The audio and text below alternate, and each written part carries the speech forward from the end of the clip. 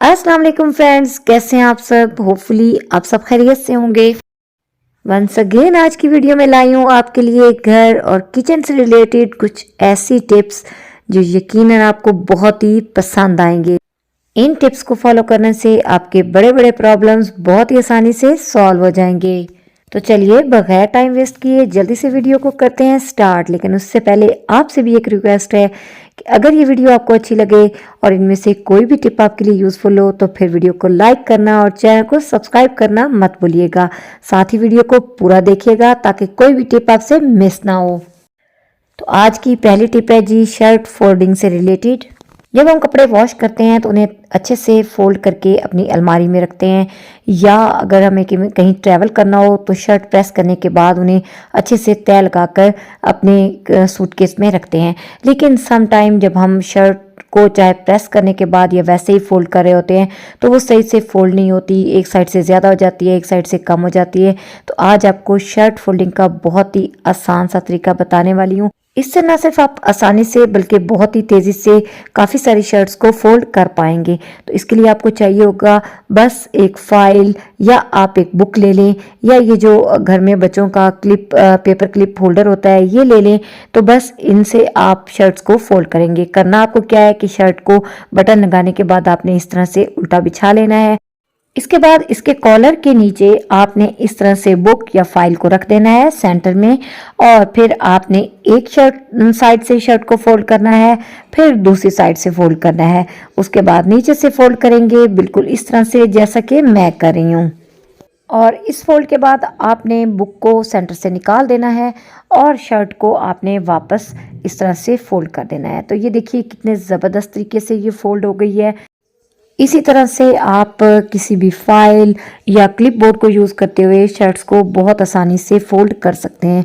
आपने देखा होगा कि जब हम मार्केट से न्यू शर्ट बाय करके लाते हैं तो उसमें भी सेंटर में उन्होंने इसी तरह का हार्ड पेपर या कोई हार्ड बोर्ड डाला हुआ होता है, जिसकी वजह से शर्ट की फोल्डिंग ख़राब नहीं होती, ना ही उसमें सिलवटें पड़ती हैं।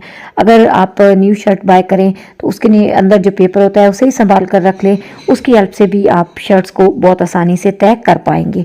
तो उम्मीद करती हूँ कि ये टिप आपके लिए यूज़फुल रहेगी और आप इसको फॉलो करते हुए शर्ट्स को बहुत ही आसानी से तय लगाकर अपनी कबर्ड में रख पाएंगे, या इवन प्रेस करने के बाद अगर आपने उन्हें फोल्ड करके रखना है तो उसके लिए भी ये परफेक्ट मेथड है। शर्ट फोल्डिंग टेक्निक आपको कैसी लगी मुझे कमेंट करके ज़रूर बताइएगा, और इंशाल्लाह जल्दी मैं आपके साथ शर्ट को प्रॉपर प्रेस करने का मेथड भी शेयर करूंगी। और आज की नेक्स्ट टिप है डर्टी बेसन या वैंटी की क्लीनिंग से रिलेटेड। आपके साथ शेयर करने लगी हूँ एक बहुत ही ज़बरदस्त सा होममेड क्लीनर, जिससे चाहे वैंटी या बेसन जितना भी डर्टी क्यों ना हो बहुत ही आसानी से साफ़ हो जाएगा और एकदम से चमक उठेगा, और इस पर आपका कोई एक्स्ट्रा पैसा भी खर्च नहीं होगा। तो इस क्लीनर को बनाने के लिए सबसे पहले तो आपको एक डिस्पोजेबल कंटेनर की ज़रूरत होगी। मेरे पास ये डिश वॉशिंग सोप का कंटेनर खाली पड़ा था तो मैंने यही ले लिया है। इसके अंदर आप डाल लेंगे हार्पिक 1 से 2 चम्मच के करीब, और सेकंड चीज़ जो आप डालेंगे ना वो है जी बेकिंग सोडा यानी मीठा सोडा। 1 चम्मच भरकर आपने बेकिंग सोडा का डाल देना है।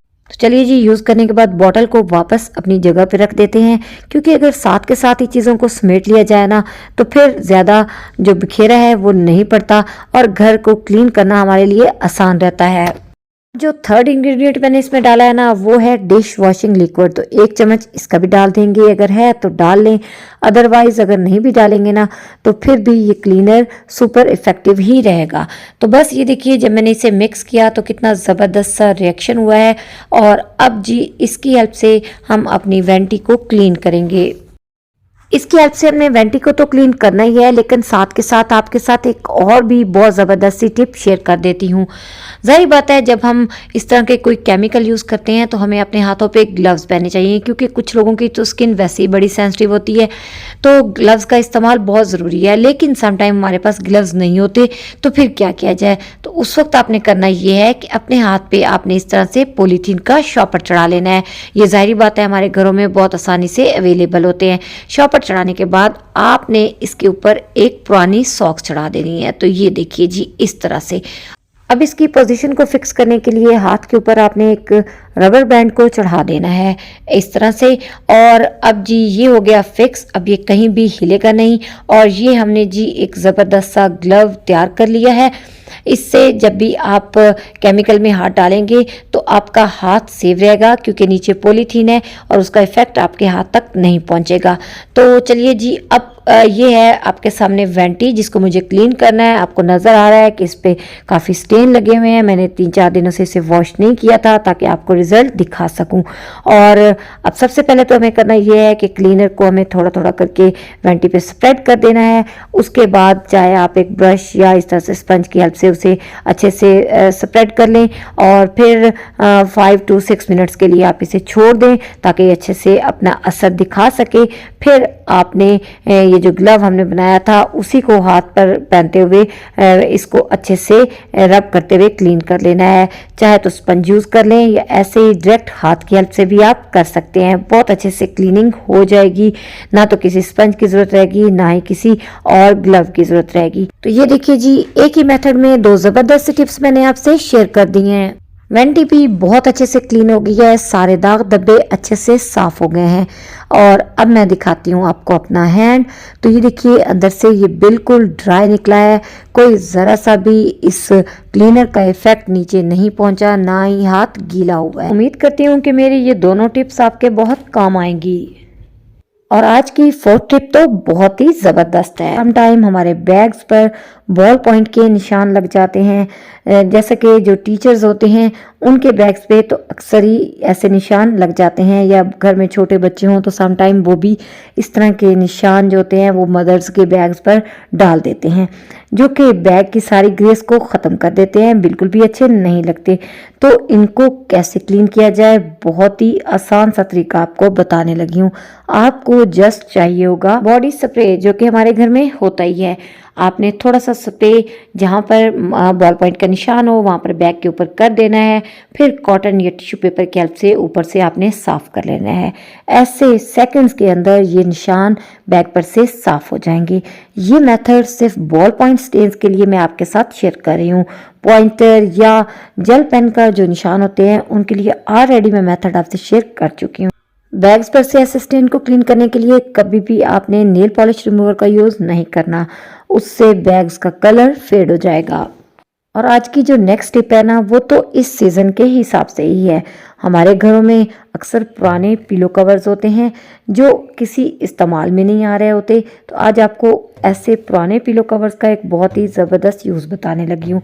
जैसा कि सर्दी बढ़ गई है, हम सभी ने क्विल्ट वगैरह निकाल लिए हैं। जो हमारे लाइट ब्लैंकेट या एसी ब्लैंकेट वगैरह जो हम पहले यूज़ कर रहे थे उनको वॉश करके हम कबर्ड में रखने लगे हैं।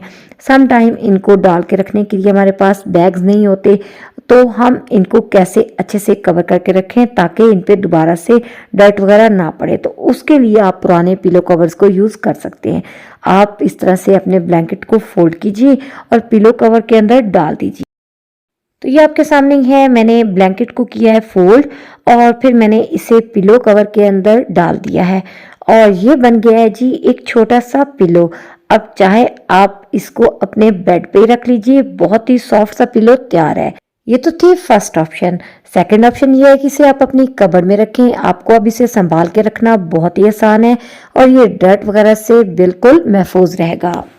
तो फ्रेंड्स, बस यहीं तक थी आज की वीडियो। उम्मीद करती हूँ कि सारे टिप्स ही आपके काम आएंगे। अगर इनमें से कोई टिप भी आपको अच्छा लगे तो फिर लाइक करना और चैनल को सब्सक्राइब करना मत भूलिएगा। इंशाल्लाह फिर मिलूंगी नेक्स्ट वीडियो। तक के लिए अल्लाह।